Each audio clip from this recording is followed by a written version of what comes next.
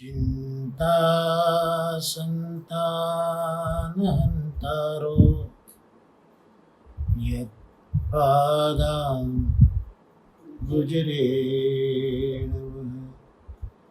स्वीयानां निजाचार्यान् प्रणमामि मुहुर्मुहुः यदनुग्रहतो जन्तुः सर्वदुःखातिगो भवेत् तमहं सर्वदा वन्दे श्रीमद्वल्लभनन्दनं सुलभ्य हृदि सर्वेशं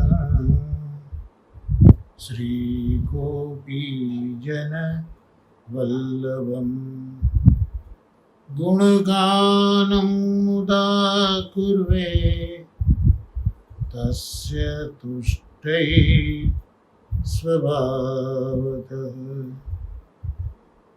वन्दे नन्दव्रजस्त्रीणाम् आदरेणुमभीक्ष्णशः यासां हरिकथोद्गीतं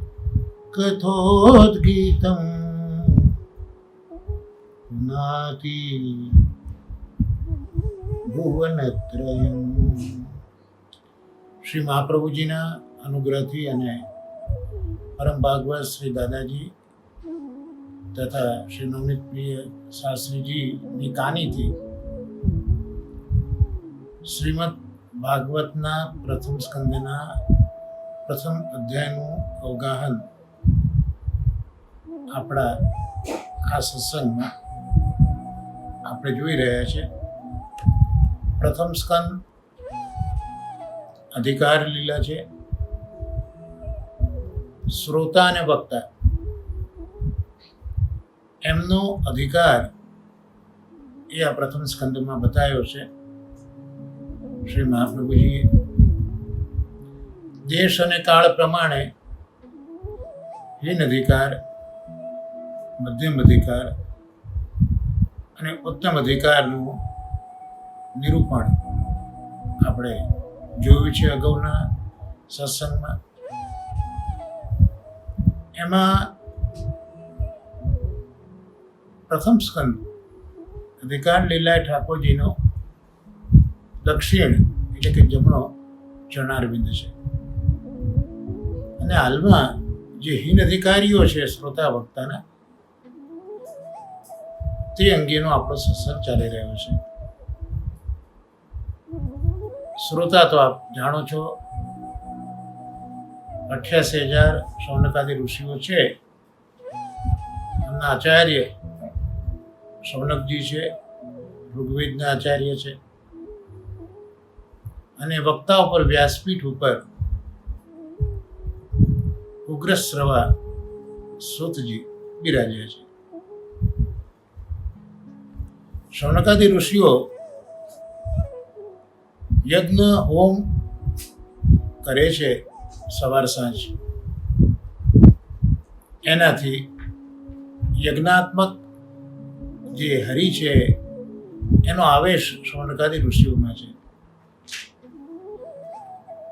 અને એટલે જ આ પ્રથમ અધ્યાયમાં એ સૂતજીને કૃષ્ણ સંબંધી પ્રશ્નો પૂછી શક્યા છે. પ્રથમ સ્કંદના કુલ 23 શ્લોકો બિરાજે છે. ક્રમશઃ આપણે 20 શ્લોક સુધી અવગાહન કર્યું છે. આજે હવે 21મા શ્લોકથી આપણે આગળ જોઈએ. 6 પ્રકારના પ્રશ્નો શૌનકાદી ઋષિઓએ પૂછ્યા છે, જે કૃષ્ણ સંબંધિત છે. હવે આજે 21મો શ્લોક જોઈએ. આપણ સાથે બોલી શકો છો. પ્રથમ સ્કંદ, પ્રથમ અધ્યાય અને 21મો શ્લોક. કલી કલિમાગતમાજ્ઞાય ક્ષેત્રેસ્મિન વૈષ્ણવે વયમ આસીના દીર્ઘસત્રેણ કથાયામ સક્ષણા હરે. એનો અન્વયાર્થ જોઈએ આપણે તો કલિમાગતમ આજ્ઞાય સંધિ છૂટી પડશે. કલિમ આગતમ અને આજ્ઞાય આ સંધિ છૂટી પડશે. તો કલિમ એટલે કલિયુગને, આગતમ આવેલો, આજ્ઞાય જાણીને, વયમ એટલે અમે સર્વ ઋષિઓ,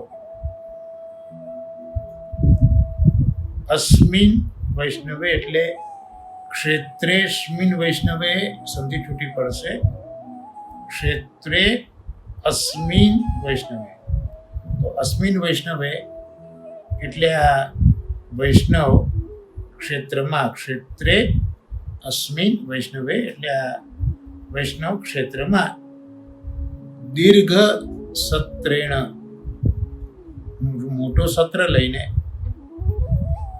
આસીનાહ એટલે અમે બેઠા છીએ, માટે હરે હે એટલે શ્રી હરિની કથાયામ કથા શ્રવણ કરવામાં, સક્ષણાહ એટલે કે સમયવાળા છીએ. હવે એનો અનુવાદ જોઈએ તો ઋષિઓ અહીંયા કહી રહ્યા છે કે કલિયુગ આવ્યો છે, કલિમ આગત, કલિયુગ આવ્યો છે, આજ્ઞાય હા અમે જાણ્યું કે કલી આવી રહ્યો છે, અને અમે coming events cast their shadow before આવું કહ્યું છે. આવનારી એક ઘટના એનો ઓછાયો પ્રથમ પડતો હોય છે, અને આ તો બધા ઋષિઓ છે. એટલે કલી આવી રહ્યો છે એનો એમને આભાસ થયો છે, એનું એમને જ્ઞાન થયું છે કે કલિયુગ આવ્યો છે. એમ જાણીને આ વૈષ્ણવ ક્ષેત્રમાં 1000 વર્ષના દીર્ઘ ક્ષત્રની દીક્ષા લઈને બેઠા છે. આસીના દીર્ઘ ક્ષત્રેણ સહસ્રસમ સત્ર આપણે આગળ પણ જોયું કે સત્ર એટલા માટે કે અહીંયા યજમાન અને ઋત્વિજ એ બંને એક જ હોય, અલગ અલગ ના હોય, એને સત્ર કહેવાય. એ આપણે આગળ જોયું. તો સહસ્રસમ 1000 વર્ષનું દીર્ઘ ક્ષત્ર એની દીક્ષા લઈને અમે અહીંયા બેઠા છે. અહીંયા એટલે આ વૈષ્ણવ ક્ષેત્રમાં બેઠા છે, માટે કથા શ્રવણમાં અમે સાવકાશ છીએ. એટલે કથાનું શ્રવણ કરવા અમારી પાસે અવકાશ છે.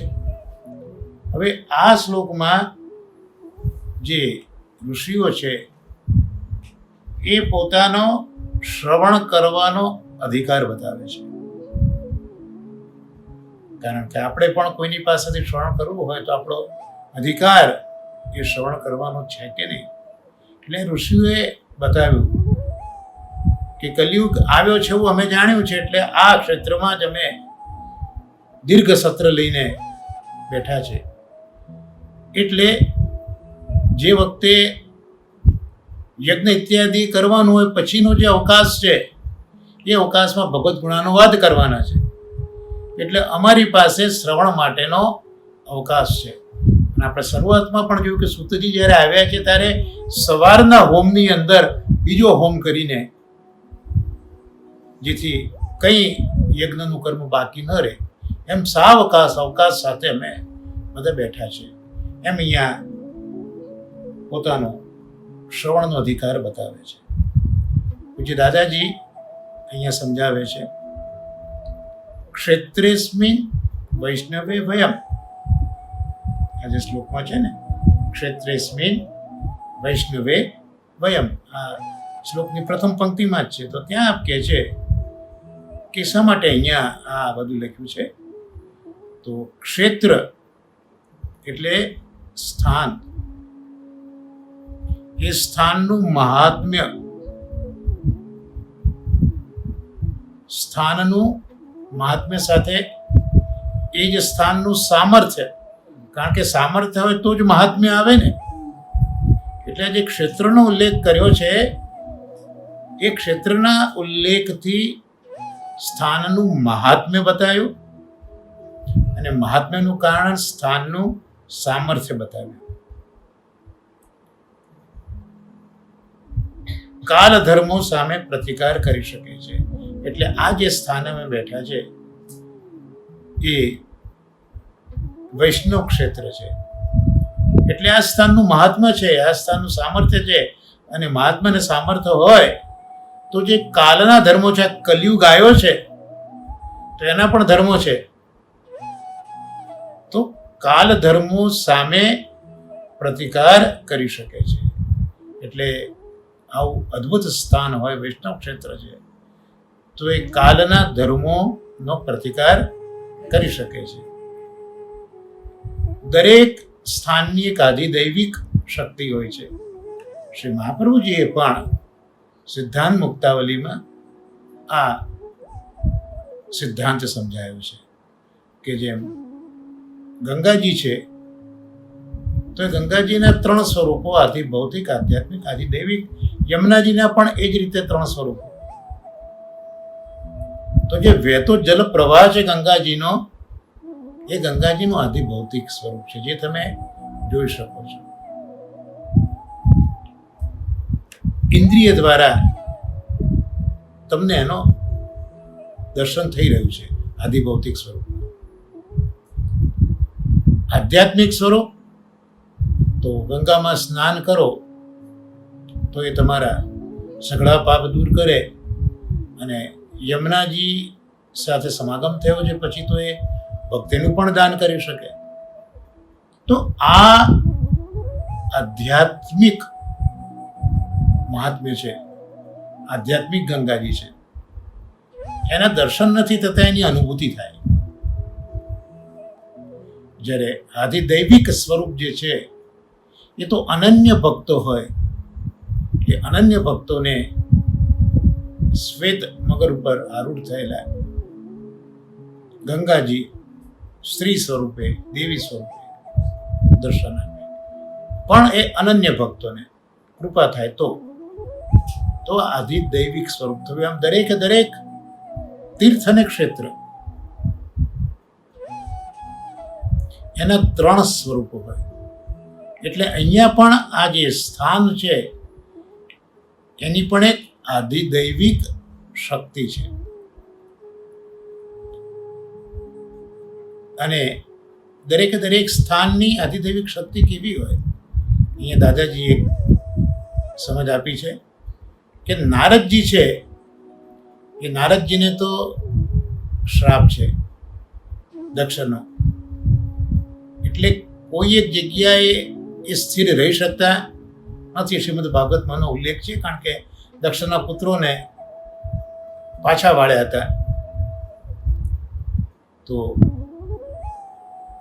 એ નારદજીને દક્ષનો શ્રાપ છે, કોઈ જગ્યાએ સ્થિર ન રહી શકે. પણ એ નારદજી જ્યારે હિમાલયની ગુફામાં જાય અને દ્વારકા પણ જાય જ્યાં કૃષ્ણ બિરાજે છે, તો આ ઠેકાણે એ પોતે સ્થિર રહી શકે છે. એટલે એક ઠેકાણે સ્થિર ન રહી શકે એવી જે શાપની અસર છે એ અહીંયા થતી નથી, હિમાલયની ગુફામાં અને દ્વારકામાં. આ શ્રાપની અસર નારદજી ઉપર થતી નથી. એટલે આ જે સ્થળ છે, સ્થાન છે, એનું આ મહાત્મ્ય છે, એનું આ સામર્થ્ય છે. એ જ પ્રમાણે આ જે સ્થાન છે એ નૈમિષારણ્ય નામનું વૈષ્ણવ ક્ષેત્ર છે. તો વૈષ્ણવ ક્ષેત્ર છે એટલે અહીંયા કલી ધર્મોની કોઈ અસર થતી નથી. આમ તો કહ્યું કે કલયુગ આવ્યો છે એ અમે જાણ્યું છે, પણ કેમ અસર નથી થતી? તો આ જે સ્થળ છે એ સ્થળનું સામર્થ્ય એ છે કે કલીના ધર્મો એના ઉપર કોઈ પ્રભાવ ઊભો કરી શકતા નથી.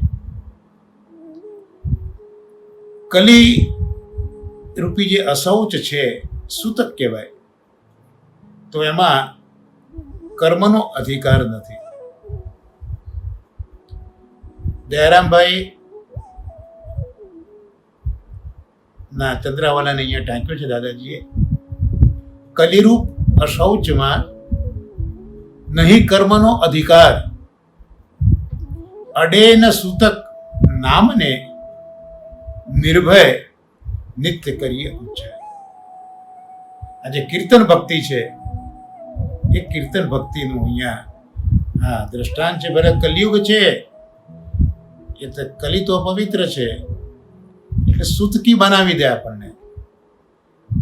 અને એવા જેમ અશૌચમાં કર્મનો અધિકાર આપણને રહેતો નથી, વૈદિક કર્મોનો, પણ જો નામનો ઉચ્ચાર કરીએ એ વખતે ભલે સૂતક છે પણ ભગવત નામ બોલીએ તો ત્યાં ભલે અશૌચ એ સમય હોય પણ એ સૂતકમાં પણ નિર્ભય થઈને પ્રભુના નામનું કીર્તન તો થાય છે. એટલે કલી એ સૂતક છે. અશૌચમાં કર્મથી નિવૃત્તિ હોવાથી શ્રવણ માટે અમને પૂર્ણ અવકાશ છે. એટલે કલિયુગમાં જે મારા કર્મ છે એ કર્મ બીજા અમે કરી શકતા નથી, અધિકાર નથી, પણ શ્રવણ માટે તો અમને પૂર્ણ અવકાશ છે. આ જે ભગવાનની શ્રવણ ભક્તિ છે એને લગતો આ ચંદ્રાવાલો દયારામભાઈએ ભક્તિ પોષણમાં બતાવ્યું છે. ભગવદ યશોગાન એ કમાણીની અમૂલ્ય તક. અહીંયા જો સૂતક શબ્દને ખૂબ સુંદર રીતે બતાવ્યું છે કે કલીમાં આમ તો અશૌચ છે, પવિત્રતા નથી, કર્મનો અધિકાર નથી, પણ ભગવદ યશોગાન રૂપી કમાણી હોય તો એ કમાણીની અમૂલ્ય તક કલીમાં છે. આમ કલી એ સૂતક છે. સૂતક એટલે સારી તક, પણ એ સૂતક અશૌચ અપવિત્રતા માટે બતાવી. અહીંયા સૂતક એટલે સારી તક બતાવી. એટલે કલિયુગમાં આ ભગવદ યશોગાન જે કરીએ છીએ એ કમાણી છે, અને કમાણીની આ અમૂલ્ય તક એટલે કલીનું સૂતક, સારી તક કલીમાં.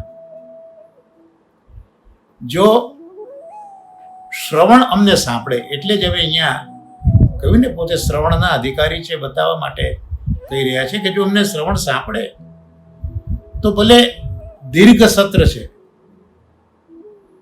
1000 વર્ષનું સત્ર છે, પણ જો શ્રવણ જો અમને મળી ગયું તો એ 1000 વર્ષનો સમય પણ અમારા માટે તો ક્ષણ સમાન છે. ભલે 1000 વર્ષનું સત્ર છે, પણ જો શ્રવણ મળી ગયું, આ કલિયુગ આવ્યો છે, તો એ 1000 વર્ષ પણ કલીના અમારા માટે તો એક ક્ષણ સમાન જ છે. પણ જો ગુણાનુવાદનું શ્રવણ નથી તો પછી નિષ્ક્રિયતા છે, અને નિષ્ક્રિયતા હોય તો પછી ભલે ને એક જ ક્ષણ હોય એ યુગ જેવી જતી રહેશે, યુગ સમાન બની જશે. આમ સુંદર અર્થ અહીંયા ક્ષણનો દાદાજીએ સમજાયો છે કે જો ભગવત ગુણાનુવાદ થતા હોય, શ્રવણ થતું હોય, તો આ 1000 વર્ષનું સત્ર પણ અમારા માટે એક ક્ષણ સમાન છે. પણ જો ગુણાનુવાદ નથી થતા તો પછી એ નિષ્ક્રિયતાની એક ક્ષણ પણ અમારા માટે તો એક યુગ સમાન છે. જેમ ગોપીજનોને પાપણનો પલકારો પણ અનેક યુગોથી જાણે પ્રભુના દર્શન નથી કર્યા એના જેવું લાગતું હતું. એટલે આ તો બધા વિચક્ષણ ઋષિઓ છે. એટલે શાસ્ત્રીજીએ પણ ઉલ્લેખ કર્યો છે કે જે ક્ષણનું રક્ષણ કરે એનું નામ વિચક્ષણ કહેવાય. ક્ષણનું રક્ષણ કરે એટલે અહીંયા આ શૌનકાદિ ઋષિ પોતાને મળેલી ક્ષણોનું રક્ષણ આ રીતે કરી રહ્યા છે. તો આ કથા છે.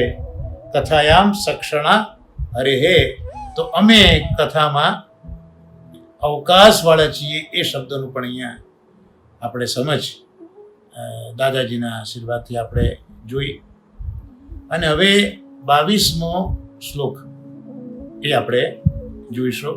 પ્રથમ સ્કંદનો પ્રથમ અધ્યાય અને 22મો શ્લોક.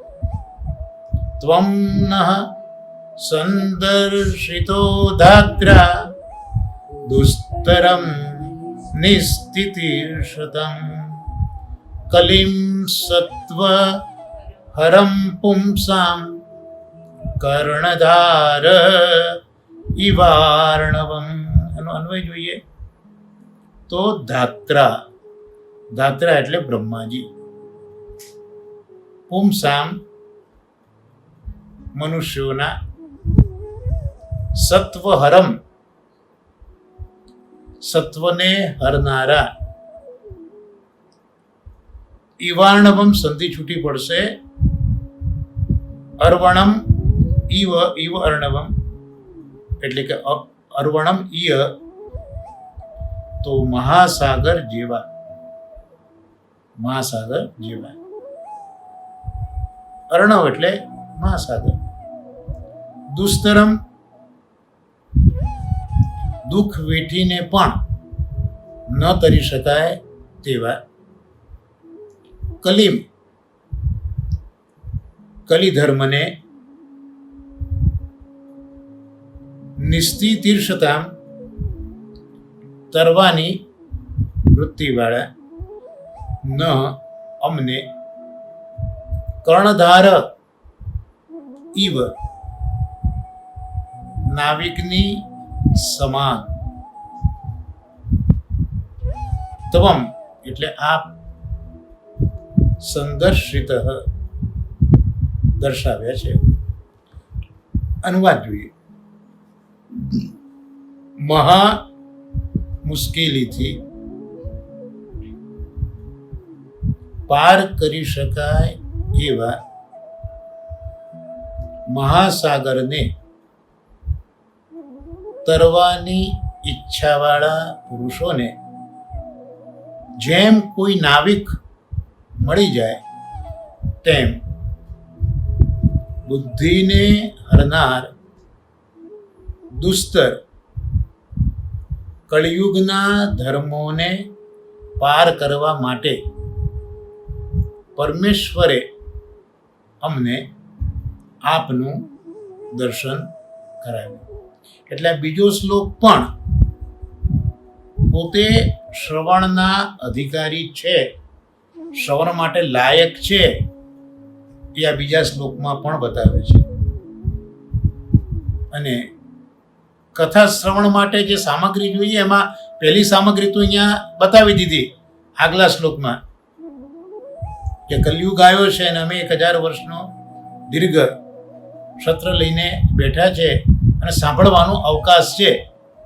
એટલે શ્રવણ માટે જે સામગ્રી છે એમાંની એક સામગ્રી તો અહીંયા બતાવી કે અમે સાવકાશ છીએ, અમને અવકાશ છે. અને બીજી જે સામગ્રી શ્રવણ માટે એ ભગવાને અમને પ્રાપ્ત કરાવી દીધી. શ્રવણ માટે 2 સામગ્રી જોઈતી હતી, એક અવકાશ અને બીજું કોઈ શ્રવણ કરાવે તેવું. તો એ અમને શ્રવણ કરાવે એવો કોઈ મળી ગયો, આ ભગવાને અમને પ્રાપ્ત કરી આપ્યો.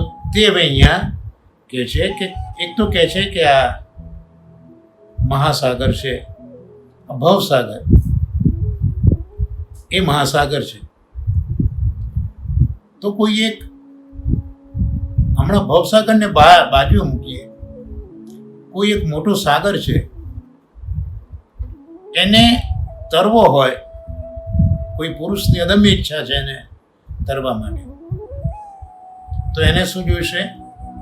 કોઈક નાવિક જોઈશે. જો નાવિક હશે તો જ એ મહાસાગરને એ તરી શકશે. એટલે ઈચ્છા તો જોઈશે, તરવાની ઈચ્છા તો જરૂરી છે જ,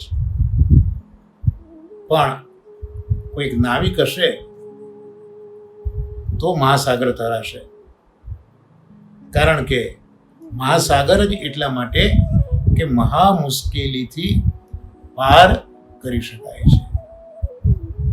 બહુ જ મુશ્કેલી પડે એકલાએ જો મહાસાગરને તરવો હોય તો મહા મુશ્કેલીથી પાર થાય, પણ એ વખતે જો કોઈ નાવિક મળી જાય,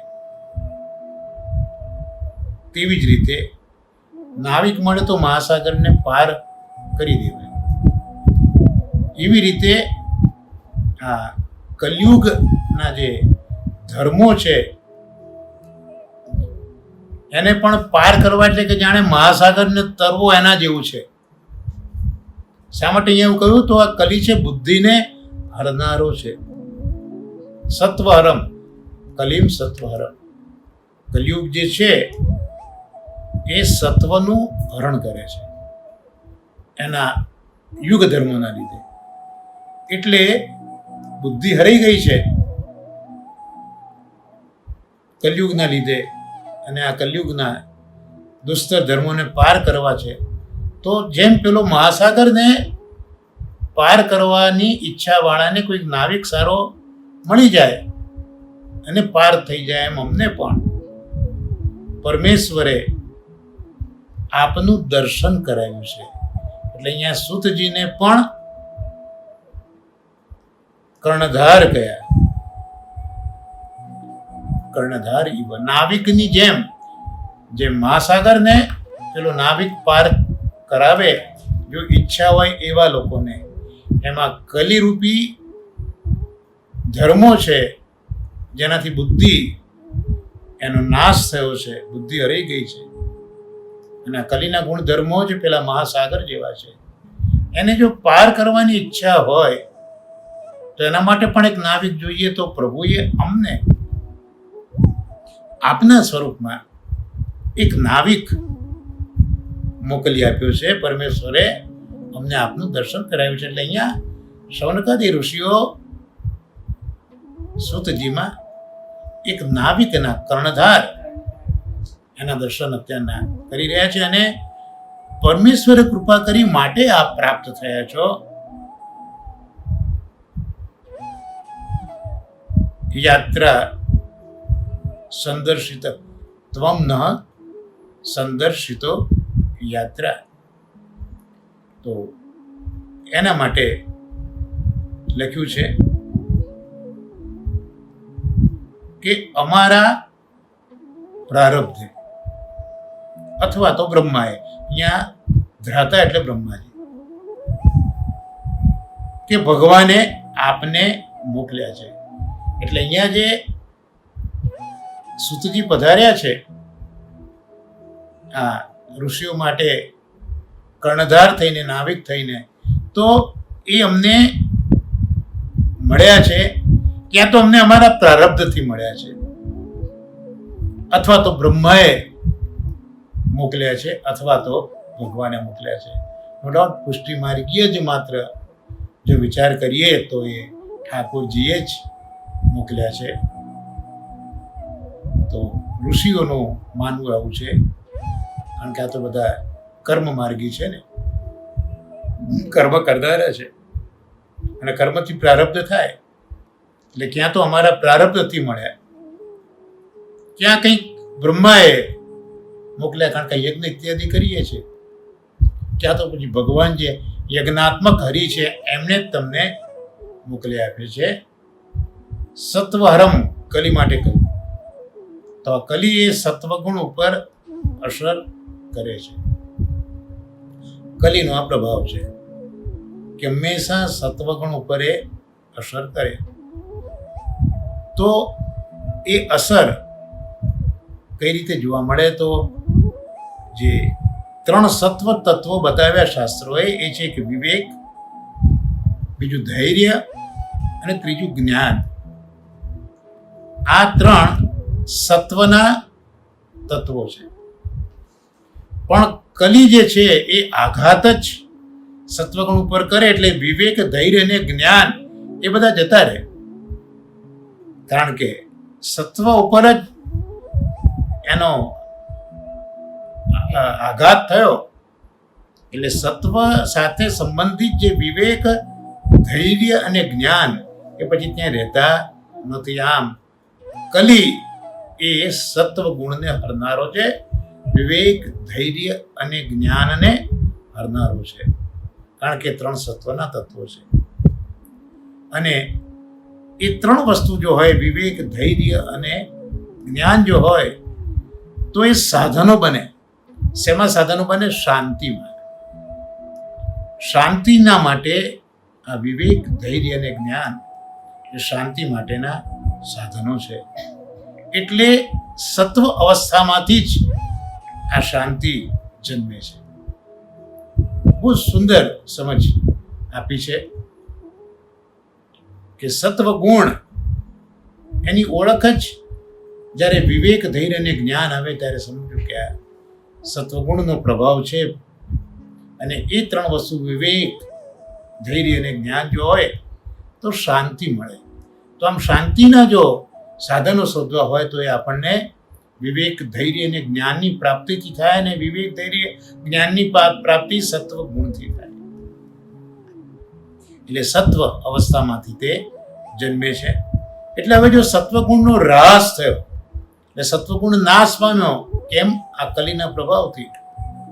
તો એ જો સત્વગુણનો હ્રાસ થયો, નાશ પામ્યો, તો પછી જે આનંદ છે એ આનંદનો પણ સર્વવિધ વિનાશ થશે. કારણ કે શાંતિના પેલા ત્રણ સાધનો આપણે જોયા ને એ જતા રહ્યા. એટલે હવે શું થશે? જે આનંદ છે શાંતિથી પ્રાપ્ત થતો, એ આનંદનો સર્વવિધ વિનાશ થઈ જશે. આ કલિયુગનો પ્રભાવ એની આ વાત કરી રહ્યા છે. એટલે અહીંયા કહે છે કે સૂતજી, ઋષિઓ કહે છે, આપ અમારા ખેવૈયા છો, એટલે અમારા નાવિક છો. કલિયુગનો પ્રભાવ બુદ્ધિ ઉપર છે ને, બુદ્ધિનું એક લક્ષણ અક્કલ છે. તો અમારી આ અક્કલ, અટવાતી આ અક્કલ એની નૈયા એ કનૈયાના ચરણ કિનારે આપ લઈ જઈને નાગરી આપો. સૂતજીને કહે છે કે આપ અમારા ખેવૈયા છો, અમારા નાવિક છો. તો અમારી આ જે બુદ્ધિ છે અટવાઈ ગઈ છે, તો એ બુદ્ધિરૂપી નૈયા આમ તેમ ફર્યા કરે છે. કારણ કે વિવેક, ધૈર્ય અને જ્ઞાન એમાંથી ચાલી ગયું છે. અશાંત પરિસ્થિતિ છે. તો અમારી આ જે અક્કલ નૈયા છે એ અટવાઈ ગઈ છે આ કલી ધર્મરૂપી મહાસાગરમાં. એના આપ ખેવૈયા બનો અને શું કરો? અમારી આ જે નાવ છે, નૈયા છે, એને કનૈયાના ચરણ કિનારે અમારી નૈયાને તમે લાંગરી નાખો, લઈ જાઓ. બસ આ 22મા શ્લોકમાં પોતાનો શ્રવણ અધિકાર એ બતાવ્યો અને સૂતજીને ખેવૈયા કહ્યું. અને હવે આ પ્રથમ સ્કંદનો, પ્રથમ અધ્યાયનો છેલ્લો શ્લોક, 23મો શ્લોક, ત્યાં કહે છે બ્રૂહી યોગેશ્વરે કૃષ્ણે બ્રહ્મણ્યે ધર્મ વર્મણી સ્વામ કાષ્ઠા મધુનોપેતે ધર્મ કમ શરણમ ગત. અન્વય જોઈએ. બ્રહ્મણ્યે એટલે બ્રાહ્મણોના હિતેશી, જે બ્રાહ્મણોનું હિત કરનારા હોય ને એના માટે સંસ્કૃતમાં શબ્દ છે બ્રહ્મણ્યે. બ્રાહ્મણોનું હિત કરનારા, બ્રાહ્મણોના હિતેશી. ધર્મ વર્મણી એટલે ધર્મના સંરક્ષક. યોગેશ્વરે કૃષ્ણે, યોગેશ્વર શ્રી કૃષ્ણ. કાષ્ટામ અધુનોપેતે સંધિ છૂટી પડશે. કાષ્ટામ અધુના ઉપેતે એ સંધિ છૂટી પડશે. કાષ્ટામ અધુના ઉપેતે. તો અધુના એટલે હાલમાં, સ્વામ કાષ્ટામ એટલે નિજ લોકમાં, ઉપેતે પધાર્યા ત્યારે, ધર્મ એટલે ધર્મ, કમ એટલે કોને, શરણમ શરણ, ગતઃ ગયો, બ્રૂહી એટલે કહો. એટલે અહીંયા અનુવાદ એનો જોઈએ કે બ્રહ્મણ્ય દેવ, ધર્મ સંરક્ષક, યોગેશ્વર શ્રી કૃષ્ણ નિજ વૈકુંઠ લોકમાં વિદાય થયા ત્યારે હાલમાં ધર્મ કોને શરણે ગયો? 6 પ્રશ્નો પ્રથમ અધ્યાયમાં પૂછાયા છે. એટલે એને પ્રશ્નાધ્યાય પણ આચાર્યચરણો આજ્ઞા કરે છે. તો 5 પ્રશ્નો તો અત્યાર સુધી આપણે જોયા. છેલ્લો 5મો પ્રશ્ન 18મા શ્લોકમાં હતો અને હવે આ 23મા શ્લોકમાં છેલ્લો પ્રશ્ન છઠ્ઠો પૂછો. તો એવા કૃષ્ણની વિદાય. પણ કૃષ્ણ માટે કેટલા સુંદર વિશેષણો છે. એક તો બ્રહ્મણ્ય દેવ છે, એટલે બ્રાહ્મણના હિતેશી છે. ધર્મવર્મણી, ધર્મના સંરક્ષક છે, અને પાછા યોગેશ્વર છે. આવા કૃષ્ણ એ વૈકુંઠ લોકમાં ગયા, વિદાય થયા, તો ધર્મ કોને શરણે ગયો? 6થા પ્રશ્નમાં પૂછ્યું કે પ્રભુની વિદાય થઈ પછી ધર્મનું અવલંબન કોણ? કારણ કે ઋષિઓ જોઈ રહ્યા છે કે પોતે ધર્મ તો કરી રહ્યા છે, ધર્મનું આચરણ તો થઈ રહ્યું છે, પણ અત્યાર સુધી કૃષ્ણ હતા એટલે ધર્મ બધા કરી શકતા હતા. હવે અત્યારે કૃષ્ણ દેખાતા નથી, તો એ ધર્મને કોનું અવલંબન છે? ધર્મ કોના આધારે છે? હવે આનો જે પ્રત્યુત્તર છે, એનો જવાબ એ બીજા અધ્યાયમાં છેલ્લા શ્લોકથી સૂતજી આપશે. પણ આપણો તો અત્યારના પ્રથમ અધ્યાય છે, એટલે જ્યારે બીજા અધ્યાયનું અવગાહન શ્રી મહાપ્રભુજીની કૃપાથી આપણે કરીશું ત્યારે આપણને એનો જવાબ મળશે. અહીંયા કૃષ્ણને યોગેશ્વર કહ્યા. યોગેશ્વર વિશેષણથી કહ્યું ઉપાસના અને યોગના સ્વામિત્વનો અહીંયા નિર્દેશ કર્યો. યત્ર યોગેશ્વર કૃષ્ણ, શ્રીમદ ગીતાજીની અંદર પણ સંજયે જ કહ્યું ને, યત્ર યોગેશ્વર કૃષ્ણ યત્ર પાર્થ ધનુર્ધર. તો અહીંયા 18 યોગ કૃષ્ણે કયા છે ભગવદ્ ગીતામાં? તો અહીંયા યોગેશ્વર વિશેષણથી બતાવ્યું કે પોતે યોગના સ્વામી છે, ઉપાસનાના પણ એ જ સ્વામી છે. યોગ ઉપાસના આપણે કહીએ એનો અહીંયા નિર્દેશ કર્યો. ત્યાર પછી ધર્મ વર્મણી એ વિશેષણ વાપર્યું. તો ધર્મ વર્મણીથી કર્મ માર્ગનું સૂચન કર્યું, કારણ કે ધર્મ એ કર્મ સાથે સંકળાયેલો છે, કર્મ એ યજ્ઞ સાથે સંકળાયેલો છે. એટલે ધર્મ વર્મણી વિશેષણથી કર્મ માર્ગનું સૂચન કર્યું. અને બ્રહ્મણ્ય પદથી બ્રાહ્મણોના હિતેશી એટલે જ્ઞાન યોગ ત્યાં દર્શાવ્યું. અને એ બધા જ વિશેષણ કોના માટે? કૃષ્ણ માટે. એટલે યોગેશ્વર એ પણ વિશેષણ, ધર્મવર્મણી એ પણ વિશેષણ, બ્રહ્મણ્ય એ પણ વિશેષણ. તો વિશેષણ જેના માટે વપરાયું હોય એને વિશેષ્ય કે. આ 3 વિશેષણ છે, યોગેશ્વર, ધર્મવર્મણી અને બ્રહ્મણ્ય એ વિશેષણ છે. પણ વિશેષણ જેના માટે વપરાય એને વિશેષ્ય કે તો અહીંયા વિશેષ્ય કૃષ્ણ છે. અર્થાત કૃષ્ણ માટે અહીંયા 3 વિશેષણ વપરાયા: યોગેશ્વર, ધર્મવર્મણી અને બ્રહ્મણ્ય. તો એ કૃષ્ણ વિશે જે વિશેષ્ય વાપર્યું, કૃષ્ણ વિશેષ્ય છે, તો એ કૃષ્ણ એ ફલાત્મક સ્વરૂપ છે. એટલે 3 વિશેષણોથી અને કૃષ્ણથી અહીંયા ઠાકોરજીને ખૂબ સુંદર રીતે ઓળખાયા કે યોગેશ્વરથી એ યોગના સ્વામી છે એનો નિર્દેશ કર્યો. ધર્મવર્મણી છે એટલે ત્યાં કર્મ માર્ગનું સૂચન કર્યું. બ્રહ્મણ્ય પદથી જ્ઞાન યોગ દર્શાવ્યો અને કૃષ્ણથી તો એ ફલાત્મક સ્વરૂપ છે તે બતાવ્યું.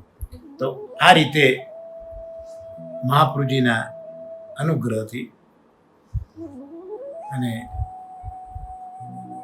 પરમ ભાગવત પૂજ્ય દાદાજી શ્રી કૃષ્ણ શંકર શાસ્ત્રીજી અને શ્રી નવનીત પ્રિય શાસ્ત્રીજીના આશીર્વાદથી કાનીથી આ પ્રથમ સ્કંદના પ્રથમ અધ્યાયનું અહીંયા આપણું અવગાહન સંપન્ન થયું. કીર્તનભાઈ શાસ્ત્રી પધારેલા અહીંયા. માસીની ઈચ્છા હતી ભાગવત કથાની અને પધાર્યા હતા અને એમણે આ એક ઈચ્છા દર્શાવી, આજ્ઞા કરી હતી કે રોજ 5-5 શ્લોકનું તમે અવગાહન કરો. મહાત્મ્ય પદ્મ પુરાણ મહાત્મ્યથી આપણી ધીરે ધીરે ગાડી ચાલતી હતી.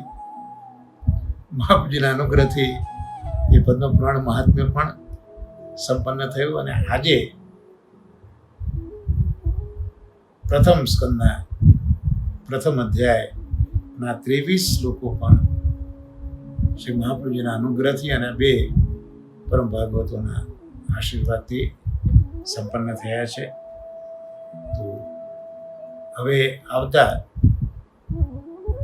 શ્રીમદ ભાગવતના સત્સંગમાં આપણે મહાપ્રભુજીનું સ્મરણ કરીને બંને ભાગવતોને પ્રણામ કરી, વંદન કરીને, યાદ કરીને પ્રથમ સ્કંદનો 2જો અધ્યાય આપણે અવગાહનમાં લઈશું.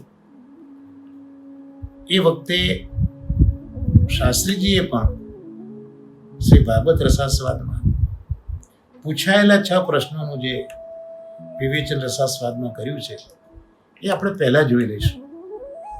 એટલે આ 6 પ્રશ્નો કયા કયા છે એનું આપણને રિવિઝન થઈ જશે, વધારે પાકું થશે. અને પછી જો સમય હશે તો પ્રથમ સ્કંદના 2જા અધ્યાયનું અવગાહન આપણે કરીશું.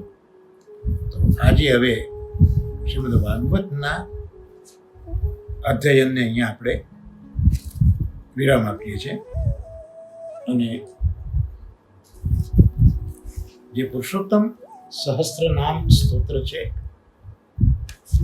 એ પુરુષોત્તમ સહસ્ત્ર નામ સ્તોત્રમાં 16 શ્લોકો શ્રી મહાપ્રભુજીના અનુગ્રહથી આપણે જોયા હતા.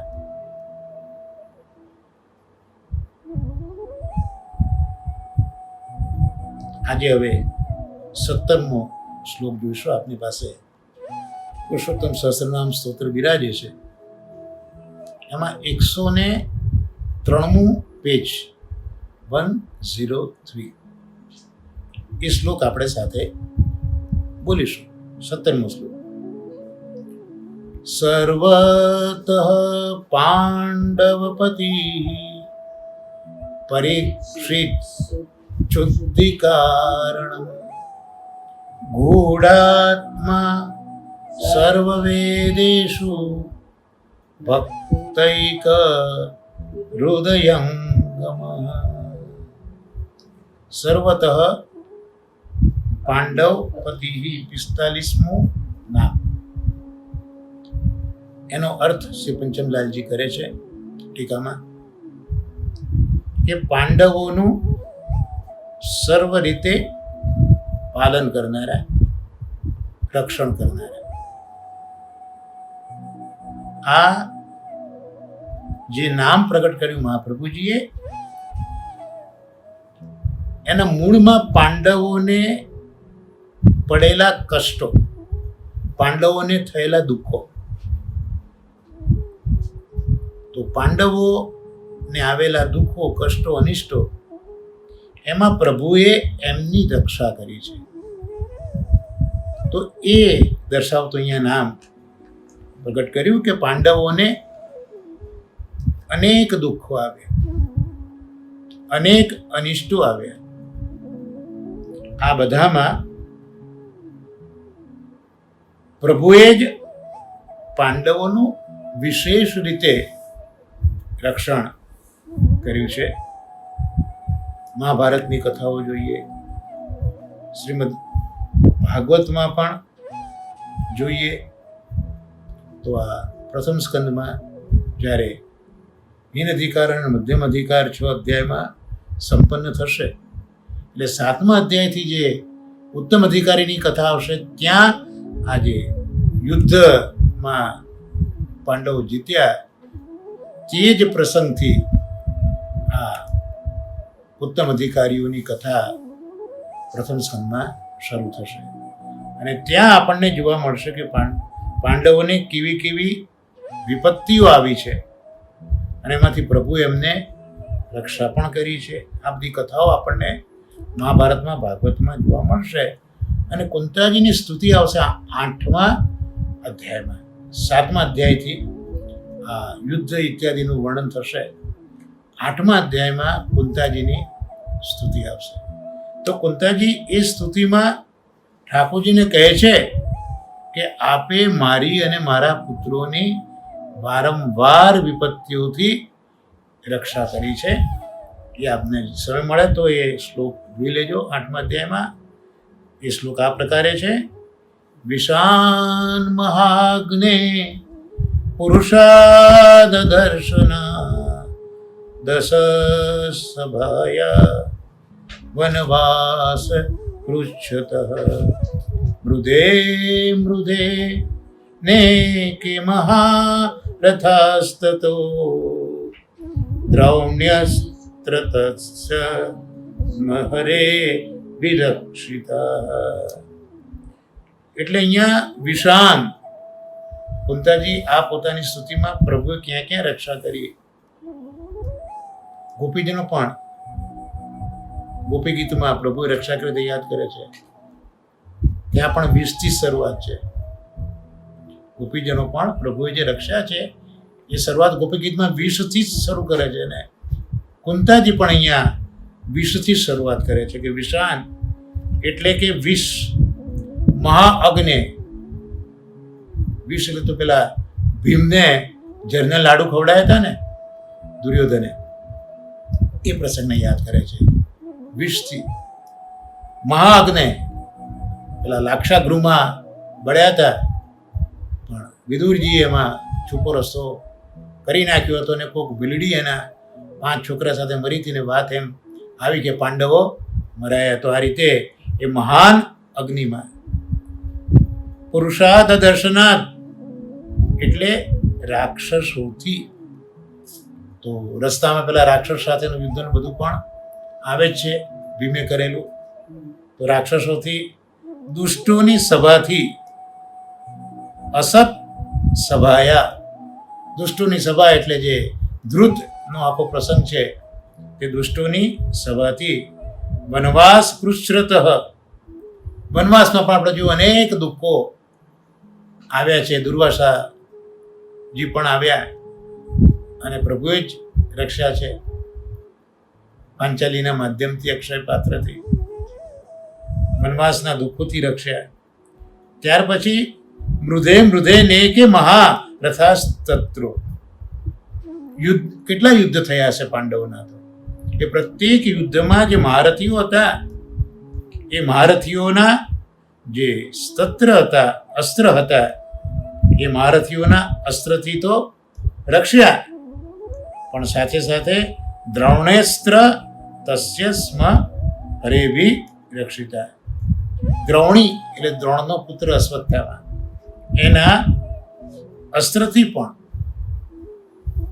બ્રહ્માસ્ત્રથી પણ અમારી રક્ષા કરી. આમ સર્વતઃ પાંડવપતિ જે 45મું નામ શ્રી મહાપ્રભુજીએ જે પ્રગટ કર્યું છે એ આ પાંડવોના માથે આવેલા જે આપદાઓ, વિપદો છે, અનિષ્ટો છે, દુઃખો છે, એમાંથી પ્રભુ એમને બહાર કાઢ્યા છે. એટલે જ અહીંયા કુંતાજી પોતાની સ્તુતિમાં કૃષ્ણને પોતાના સ્વામી કહે છે અને નમસ્કાર કરે છે.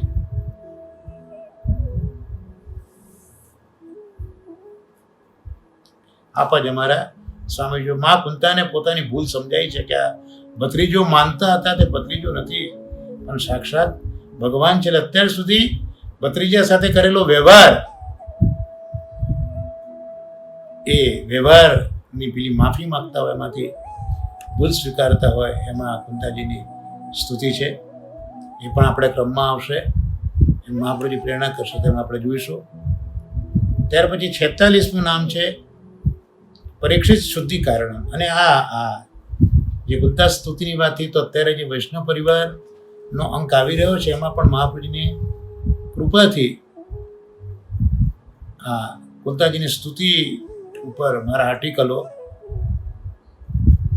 શરૂ થયા છે. તો એ જો તમે વૈષ્ણવ પરિવાર જુઓ તો એમાં કુંતાજીની સ્તુતિ પણ તમને મહાપ્રભુજી જે સુબોધિની લખ્યા છે તેના ભાવ સાથે જોવા તમને મળી શકશે.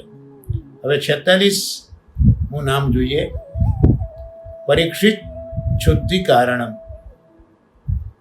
તો પરીક્ષિત રાજાની શુદ્ધિના કારણરૂપ. એ પરીક્ષિત રાજાની શુદ્ધિ પાછી ગર્ભથી માંડીને પૂર્ણ સત્વ શુદ્ધિ, એટલે જે પ્રાયોપવેશ કર્યો અને જે શ્રાપમાંથી મુક્ત કર્યા, તો આ રીતે ગર્ભથી માંડીને પૂર્ણ સત્વ શુદ્ધિ એ પરીક્ષિતને જે આપી છે તેના કારણરૂપ પ્રભુ છે. એટલે ભલે પરીક્ષિત શુદ્ધિકારણમ, એટલે આમ તો જોવા જઈએ તો સીધો સાદો અર્થ પરીક્ષિતજીની શુદ્ધિનું કારણ, પણ અહીંયા પંચમલાલજી આપણને વિગતવાર સમજાવે છે કે પરીક્ષિતની શુદ્ધિ ગર્ભમાં પણ છે, અને પ્રાયોપવેશ કરીને જ્યારે ગંગાના તીરે આ દેહ છોડવા બેઠા છે તક્ષક નાગના શ્રાપ પછી, તો એ વખતે પરીક્ષિતની જે સત્વ શુદ્ધિ થઈ છે, તો આ બે પ્રકારની શુદ્ધિ અહીંયા આપનારા કોણ છે? તો એ આપનારા કૃષ્ણ છે. તો માતા ઉત્તરાના ગર્ભમાં પેલા અશ્વત્થામાએ બ્રહ્માસ્ત્ર ફેંક્યું હતું, પાછું ન વળાય એવું બ્રહ્માસ્ત્ર, અને એ ઉત્તરાના ગર્ભમાં રહેલા પરીક્ષિતજી એનાથી બળતા હતા. અને આપણે જોઈશું આગળ કથામાં, પરીક્ષિતજી પોતાનું, સુખદેવજી એને કહે છે જો આ તમારું અંગ જે દાજ્યું છે, પ્રભુએ તમને રક્ષા છે, એ કથામાં પણ આપણને જોવા મળશે. તો ઉત્તરાના ગર્ભમાં પરીક્ષિતજી બળતા હતા. એ વખતે પ્રભુએ ઉત્તરાના ગર્ભમાં પ્રવેશ કર્યો, ગદા ધારણ કરી છે પ્રભુએ, ગદાધારી પ્રભુ, પ્રાદેશ માત્ર એક અંગૂઠા જેટલું સ્વરૂપ પ્રભુએ લીધું છે, અને ગદા ગુમાવતા એ પ્રવેશ કર્યો છે, અને પોતાના પ્રમેય બળથી પરીક્ષિતજીને સજીવન કર્યા. ત્યારથી એ સંપૂર્ણ શુદ્ધ જ છે. એટલે સુખદેવજી પણ પરીક્ષિતજીને મહાપુરુષના સંબંધી છો એ રીતનું પરીક્ષિતજીને કહેશે. મહાપુરુષના સંબંધી છો એટલે રાજા છે એટલે, ચક્રવર્તી છે એટલે ના, પણ મહાપુરુષ એટલે ઠાકોરજી. એ ઠાકોરજીના સંબંધવાળા, ઠાકોરજીએ ગર્ભમાં જ રક્ષા કરી છે, માટે પરીક્ષિતજીને મહાપુરુષના સંબંધવાળા છો એવું સુખદેવજીએ કહ્યું છે. તો પ્રભુએ ઉત્તરાના ગર્ભમાં પ્રવેશ કરી પોતાના પ્રમેય બલથી પરીક્ષિતજીને સજીવન કર્યા. ત્યારથી એ સંપૂર્ણ શુદ્ધ જ છે.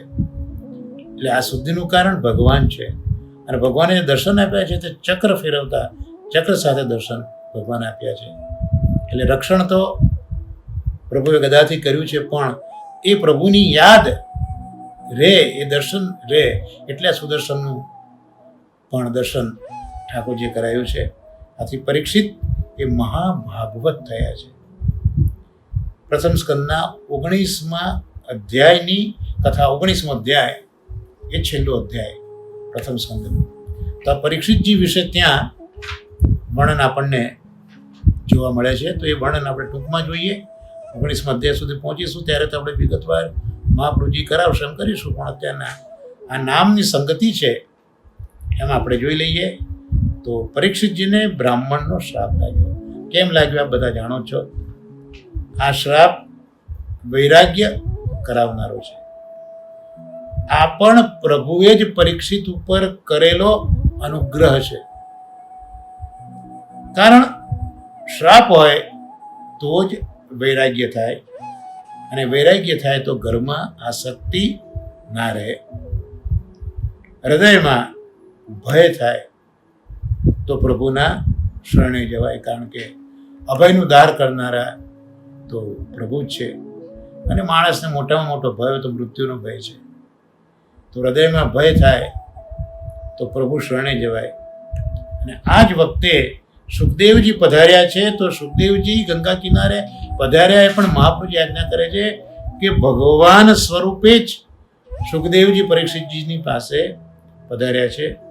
પરીક્ષિતજીને કથા પણ સંભળાવી અને ભગવત ધામમાં પણ મોકલ્યા. તો આમ પરીક્ષિતજીની રક્ષા ગર્ભથી લઈને આ ભૂતલ ત્યાગ કર્યો ત્યાં સુધી માટે પરીક્ષિતજીનું બીજું નામ વિષ્ણુ રાત એ પ્રકારનું નામ ભાગવતમાં પ્રસિદ્ધ છે. ત્યાર પછી 47મું નામ ગુડાત્મા, અર્થાત સર્વ વેદોમાં જેમનું સ્વરૂપ ગૂઢ છે એવા. સર્વ વેદોમાં ગૂઢ ગુપ્ત છે, આત્મા અભિપ્રાય જેમનો એવા પ્રભુ. બે અર્થ પંચમલાલજી અહીંયા બતાવે છે. ગીતાજીમાં ઠાકોરજી આજ્ઞા કરી છે કે સર્વ વેદોથી જાણવા યોગ્ય હું જ છું. વેદૈશ સર્વૈ રમેવ વેદ્ય, બધા વેદોથી જાણવા યોગ્ય હું છું. તો વેદનો ભાવાર્થ જાણનાર, વેદાંતની રચના કરનાર પણ છેવટે તો ઠાકોરજી જ છે.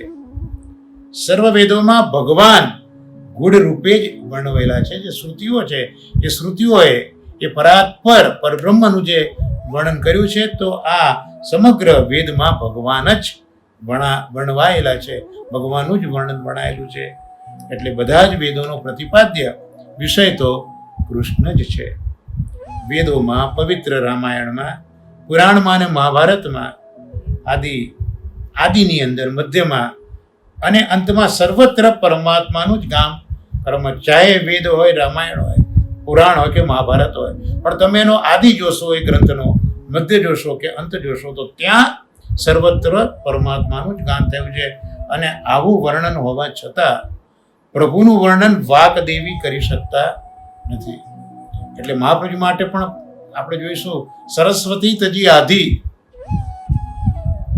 વલ્ભાખ્યાનમાં છે ને, ત્યાંથી કેસી ઘાટ પાઉં ધાર્યા કઈ તત્વ સમાધિ. તો જે આદિદૈવિક વાણીનું દુઃખ હતું તે મહાપ્રભુજીએ દૂર કર્યું છે. તો આવી ભગવતી વાગદેવી પણ ઠાકોરજીનું વર્ણન કરી શકતા નથી. વાણી પણ ત્યાં વિરામ પામે છે. યથો વાચો નિવર્તનતે અપ્રાપ્ય મનસા સહ. જ્યાં વાણી કંઈ પણ પ્રાપ્ત કર્યા વગર પાછી આવે ત્યાંથી ઠાકોરજીના સ્વરૂપની શરૂઆત થાય છે. વેદમાં અગ્નિ, સૂર્ય, સોમ વગેરે જે વર્ણન છે એ વર્ણન પ્રભુના નથી. બધાના લાગે કે વેદમાં આ બધા વર્ણન છે, પણ તો પ્રભુના જે અંગરૂપ છે દેવતાઓ એનું વર્ણન છે. પ્રભુ તો અંગી છે, એનું વર્ણન ત્યાં નથી. તો ગીતામાં કૃષ્ણ કહે છે કે મને કોઈ પણ જાણી શકતું નથી. આમ સર્વ વેદોમાં પુરુષોત્તમ ગુણ રૂપે રહેલા છે. ભક્ત્યા મામ અભી જાનાતી માત્ર, ભક્ત જ મને જાણી શકે છે, બીજા કોઈ જાણી શકતા નથી. અને 48મું છેલ્લું નામ ભક્તૈક હૃદયંગમ. 3 અર્થ કરે છે આચાર્યો. એક તો ભક્તોના હૃદયમાં સ્થિતિ કરનારા, ભક્તોના જ જેમના હૃદયમાં, ભક્તો જ જેમના હૃદયમાં સ્થિતિ કરે છે એવા. એક તો ભક્તોના હૃદયમાં સ્થિતિ કરે છે, બીજું જેમના હૃદયમાં ભક્તો જ નિવાસ કરે છે. અને ભક્તોની સાથે એક હૃદય જેમ થવાય તેવા પ્રકારનું જેમને જ્ઞાન છે તેવા. 9મા સ્કંદમાં ભાગવતના અંબરીશ રાજાનું આખ્યાન છે. ત્યાં આખો દુર્વાસાનો પ્રસંગ છે, દુર્વાસા આખ્યાન છે, જોઈશું આપણે. ત્યાં ઠાકોરજી દુર્વાસાજીને કહે છે કે ભક્ત પુરુષો એ મારા હૃદયને સ્વાધીન કરી બેઠા છે. ભલે હું સર્વતંત્ર સ્વતંત્ર છું, પણ ભક્તોની આગળ તો હું પરતંત્ર છું. અને આ ભક્ત પુરુષોએ મારા હૃદયને સ્વાધીન કર્યું છે. તેમણે મારામાં પોતાના હૃદયને બાંધી દીધું છે. ભક્તો મારું હૃદય છે અને ભક્તોનું હૃદય હું છું. આમ ભગવાને ભક્તોને કૃષ્ણ હૃદયના, એટલે કે કૃષ્ણને હૃદયમાં રાખનારા અથવા તો કૃષ્ણના હૃદયમાં જ જે રહેલા છે તેવા અહીંયા વર્ણવ્યા છે. માટે ભગવાન ભક્તજનોના ચંચલ મનને સ્થિર કરે છે. ભક્તો હૃદય મંદિરમાં ભગવાનનું સ્થાપન કરે છે અને પ્રસન્ન થયેલા આ પ્રભુ હૃદયમાં નિવાસ કરે છે. અને ગીતા આજ્ઞા પ્રમાણે પ્રાણી માત્રના હૃદયમાં હું બિરાજું છું એમ ઠાકોરજી આજ્ઞા કરી છે અંતર્યામી સ્વરૂપે. પણ આ તો જીવ રૂપે પધારે છે, જ્યારે ભક્તોના હૃદયમાં તો સાક્ષાત સ્વરૂપે બિરાજે છે. જીવની અંદર અંતર્યામી સ્વરૂપે બિરાજ્યા છે, જ્યારે ભક્તોના હૃદયમાં તો સાક્ષાત સ્વરૂપ બિરાજે છે. એટલે આનું મૂળ કારણ ભગવાન ઉપર, ભગવાને કરેલી ભક્તો ઉપરની કૃપા છે. ભક્તો સાથે હૃદયની એકતા છે. માટે શુદ્ધ અદ્વૈત ભાવનો અનુભવ કરાવવા માટે આપ ભક્તો સાથે હૃદયની ઐક્યતા કરાવવાનું જ્ઞાન ધરાવે છે. જેમ હનુમાનજીએ પણ અનન્ય એવા પોતાના સ્વામી રામજીને કહ્યું હતું કે વસ્તુતઃ તો જે આપ છો તે જ હું છું. તો આજે ભક્ત સાથેનું ઐક્ય છે એવું કૃષ્ણ અને ભગવાન અને કૃષ્ણના ભક્તો વચ્ચે પણ આવું ઐક્ય છે. તો આ સાથે આજના આ સત્સંગને આપણે યોગેશ્વર, બ્રહ્મણ્ય અને ધર્મ વર્મણી એવા કૃષ્ણના ચરણ કમલમાં સમર્પી નિવેદિત કરી આશ્રયગાન સાથે આપણે આ સત્સંગને વિરામ આપીશું. દ્રઢઈને ચરણન કેરો ભરોસો, દ્રઢઈને ચરણન કેરો, શ્રી વલ્લભનખ ચંદ્ર છટાબિન સબ જુગમાં છે, અંધેરો ભરોસો દ્રઢઈને ચરણન કેરો, साधन और नहीं आकली में जासूं होत निवेरो, सूर कहा कहे दुविधा धरो बिना मोल को, चेरो भरोसो दृढ़ चरण घेरो. श्री गोवर्धन नाथ की जय, श्याम सुंदर श्री अमने महाराणी की जय, श्री आचार्य जी श्री મહાપ્રભુજી કી જય. સર્વે વૈષ્ણવોને મારા વર્ષાના ભગવત સ્મરણ અને વંદન.